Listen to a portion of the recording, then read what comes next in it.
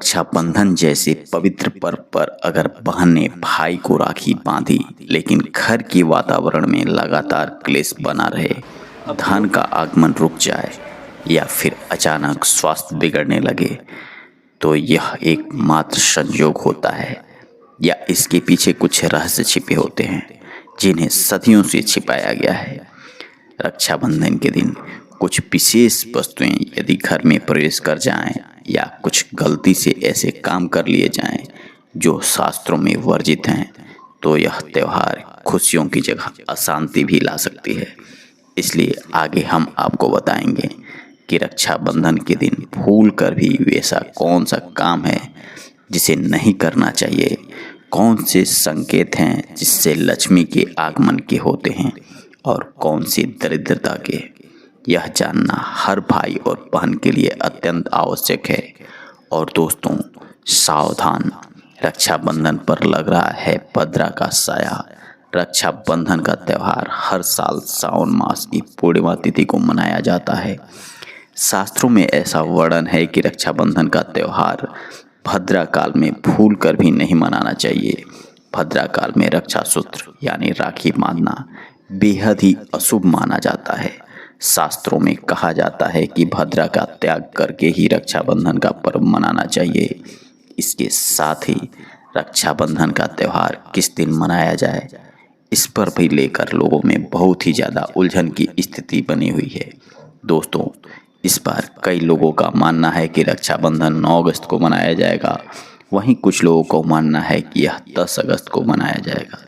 रक्षाबंधन का पर्व मनाना कब शुभ रहेगा और किस दिन मनाया जाए, इसकी सही तारीख क्या है? मित्रों 9 अगस्त या फिर 10 अगस्त, आज हम आपको भद्रा काल का समय भी बताएंगे, क्योंकि इस बार रक्षाबंधन पर भद्रा का साया रहेगा। इसलिए राखी बांधने का शुभ मुहूर्त जानना आपके लिए अति आवश्यक है। दोस्तों वीडियो को अंत तक देखें और आगे बढ़ने से पहले यदि आपने अभी तक हमारे चैनल को सब्सक्राइब नहीं किया है तो इसे ज़रूर सब्सक्राइब कर लीजिए। आइए मित्रों एक एक करके शुरू करते हैं। रक्षाबंधन का पर्व भाई बहन के अटूट प्रेम का प्रतीक है। इस दिन भाई और बहन दोनों बड़े प्यार से मिलजुल कर रहते हैं और बहन अपने भाई की कलाई में रक्षा सूत्र यानी राखी बांधती है तथा उसके लंबी उम्र और स्वस्थ रहने की कामना करती है। वहीं भाई भी सदा अपनी बहन की रक्षा करने का वचन देता है।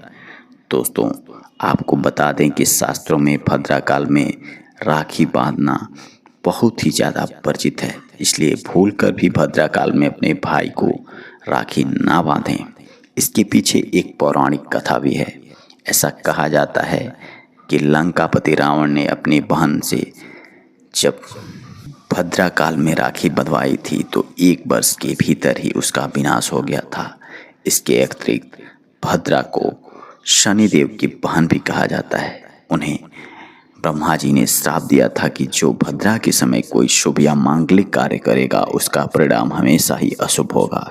इसलिए आप गलती से भी भद्रा के समय में रक्षाबंधन का त्यौहार ना मनाएं।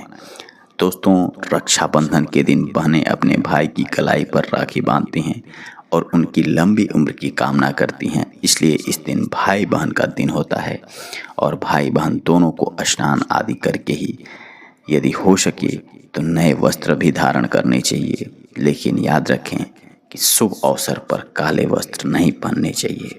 वस्त्र पहनने के बाद मिलकर भगवान की पूजा करें। भगवान पहले आप पूजा की थाली अवश्य सजाएं, जिसमें रोली, चंदन, अक्षत, राखी, मिठाई आदि एक शुद्ध घी का दीपक जरूर जलाएं। दीपक आप चाहें तो आटे की भी बना सकते हैं या मिट्टी या पीतल का, जिससे कि आप अपने भाई की आरती करेंगे। दोस्तों आप इस पूजा की थाली को सबसे पहले भगवान को समर्पित करें और भगवान की कलाई पर पहले राखी बांधें या मंदिर में राखी चढ़ाएं। उसके पश्चात ही अपने भाई को पूर्व या उत्तर की ओर मुख करके बैठाएं और बहन स्वयं पश्चिम की दिशा की ओर मुख करके बैठे। रक्षाबंधन पर सबसे पहले घर के मंदिर में पूजा पाठ करें। भगवान गणेश जी को राखी अवश्य चढ़ाएं और फिर अंत में भाई की कलाई को राखी से सजा दें। फिर भाई को सबसे पहले तिलक करें, उन्हें रोली चंदन और अक्षत लगाएं। उसके ऊपर थोड़े से फल और यदि फूल ना हो तो चावल छिड़क दें और अंत में भाई की आरती करें। फिर आप अपने भाई की दाहिनी कलाई में राखी बांधें और फिर उन्हें मिठाई खिलाएं और उसके मंगल भविष्य की कामना करें। दोस्तों, राखी बांधने के पश्चात भाई भी अपनी बहन को रक्षा का वचन दें कि बहन, तेरी सदा रक्षा करूँगा, तुझे परेशान नहीं करूँगा, तुझे डांटूंगा नहीं, तेरी हर जिद की मैं पूरी करने की इच्छा रखूँगा। यदि माता पिता नहीं हैं तो उनकी भी कमी कभी महसूस होने नहीं दूंगा। पिता बनकर हर आवश्यकता तेरी पूरी करूंगा और माँ बनकर तेरा पालन पोषण भी करूंगा। मित्रों, आपकी सामर्थ्य में जितना हो सके आप बढ़ चढ़कर अपनी बहनों का उतना संभालिए और उन्हें सहायता करिए। अब जानते हैं मित्रों, वर्ष 2025 में रक्षाबंधन का पर्व कब मनाया जाएगा। दोस्तों, पूर्णिमा तिथि का आरंभ 8 अगस्त को दोपहर 2 बजे से शुरू हो जा रहा है और समाप्ति 9 अगस्त को दोपहर 1 बजे होगी। ऐसे में उदय तिथि की आराध पर रक्षाबंधन का पर्व 9 अगस्त यानी शनिवार को ही मनाया जाएगा। इसमें कोई संदेह नहीं है। रक्षाबंधन के दिन भद्रा काल का प्रारंभ 8 अगस्त को दोपहर 2 बजे से ही होगा और इसका अंत 9 अगस्त को सुबह 2 बजे तक होगा। इस बार भद्रा का वास पाताल लोक में रहेगा। हालांकि कुछ विद्वानों का मत है कि यदि भद्रा का वास पाताल लोक या स्वर्ग लोक में हो तो वह पृथ्वी के वासियों के लिए अशुभ नहीं माना जाता, लेकिन कुछ शुभ कार्यों में पाताल की भद्रा को भी अनदेखी नहीं किया जा सकता। आखिर हम हिंदू हैं और हम हर शुभ का और अशुभ कार्य का पालन करते हैं। और सबसे महत्वपूर्ण बात कि रक्षाबंधन शुभ मुहूर्त है 9 अगस्त को सुबह 5:30 से दोपहर 1:30 तक रहेगा। उस दिन भाइयों को राखी बांधने के लिए प्रातः 7 बजे का समय सबसे श्रेष्ठ माना जा रहा है। इस बात का विशेष ध्यान रखें कि भद्रा काल में राखी बांधने से घर की परिवार में विपदा आ सकती है और आप परेशानी में जूझ सकते हैं। इसलिए आप भद्रा काल के समय रक्षाबंधन ना मनाएं। समय के अनुसार रक्षाबंधन का पर्व मनाना शुभ और मंगलकारी होता है। थोड़ा कठिन होता है, लेकिन यह समय आपके भाई और आपके परिवार के लिए अत्यंत शुभ होगा। कई परिवारों में यह परंपरा होती है कि सूर्यास्त के बाद रक्षाबंधन नहीं मनाया जाता, लेकिन शुभ मुहूर्त रात में प्रारंभ हो तो उसमें भी उसका पालन करना चाहिए, क्योंकि मुहूर्त का पालन करना अनिवार्य होता है। मुहूर्त पर राखी बांधने से कोई भी भाई कई गुना उसके जीवन में प्रगति होती है और वह 3 दूनी रात चौगुनी तरक्की करता है। वह भाई धन दौलत यश मान सम्मान सब कुछ प्राप्त करता है। साथ ही उस पर राहु दोष, पितृदोष, नजर दोष, मंगल दोष आदि सब समाप्त हो जाते हैं। रक्षाबंधन पर भाई को काली राखी कभी नहीं बांधनी चाहिए, यह शुभ नहीं माना जाता है। भाई की कलाई सदैव लाल रंग की राखी बांधना अत्यंत शुभ और मंगलकारी होता है। मित्रों, अपनी बहन को कभी भी किसी प्रकार की चाकू, छुरी या नकुली चीज़ों का उपहार ना दें।